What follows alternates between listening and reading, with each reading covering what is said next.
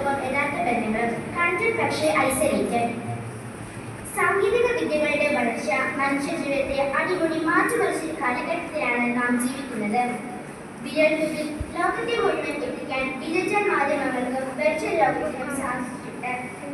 എന്നാൽ ഈ വെർച്വൽ ലോകം നമ്മുടെ യഥാർത്ഥ ബന്ധങ്ങളെ എങ്ങനെ ബാധിക്കുന്നു എന്നത് ഗൗരവമായി ചിന്തിക്കേണ്ട ഒരു വിഷയമാണ്.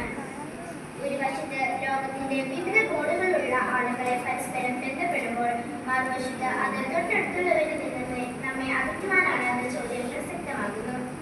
എന്താണ് വെർച്വൽ ലോകം? കമ്പ്യൂട്ടർ സാങ്കേതിക വിദ്യകളുടെയും ഇന്റർനെറ്റിന്റെയും സഹായത്തോടെ നിർമ്മിച്ച ഒരു കൃത്രിമ ഡിജിറ്റൽ ലോകമാണ് വെർച്വൽ ലോകം. യാഥാർത്ഥ്യമല്ലെങ്കിൽ പോലും കമ്പ്യൂട്ടറിലോ VR ഹെഡ്സെറ്റുകളിലോ ഉപയോഗിക്കുമ്പോൾ നമ്മൾ ആ ലോകത്തിനുള്ളിലാണെന്ന ഒരു അനുഭവം ഇത് നൽകുന്നു. ഇവിടെ ആളുകൾക്ക് പരസ്പരം കാണുവാനും സംസാരിക്കുവാനും ഒരുമിച്ച് പ്രവർത്തിക്കുവാനും സാധിക്കും.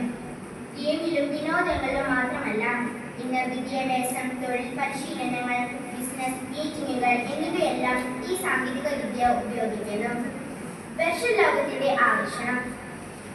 ഫേസ്ബുക്ക്, ഇൻസ്റ്റാഗ്രാം, വാട്സ്ആപ്പ് തുടങ്ങിയ നവമാധ്യമങ്ങൾ സൃഷ്ടിച്ച വെർച്വൽ ലോകം ഇന്ന് മനുഷ്യരുടെ ഒഴിച്ചു കൂട്ടാനാവാത്ത ഭാഗമായി മാറിയിരിക്കുന്നു.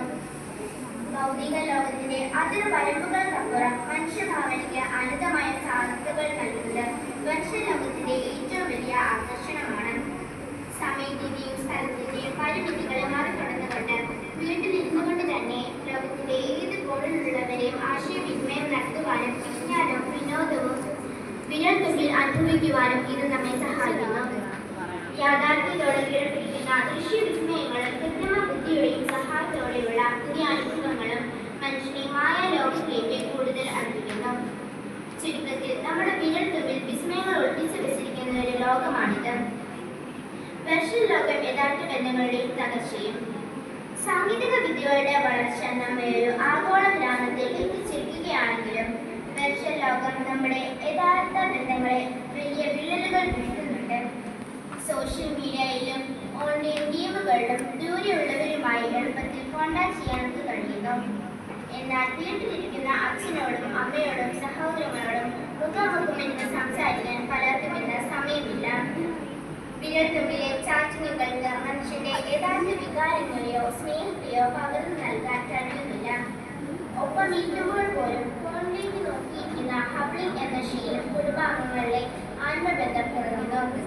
കൂടാതെ ഡിജിറ്റൽ ലോകത്തെ അമിത ഉപയോഗം കുട്ടികളിൽ ഒറ്റപ്പെടലും ദേഷ്യവും ഉണ്ടാക്കുകയും യഥാർത്ഥ സൗഹൃദങ്ങൾ നിലനിർത്തുവാനുള്ള ക്ഷമയും ഇല്ലാതെ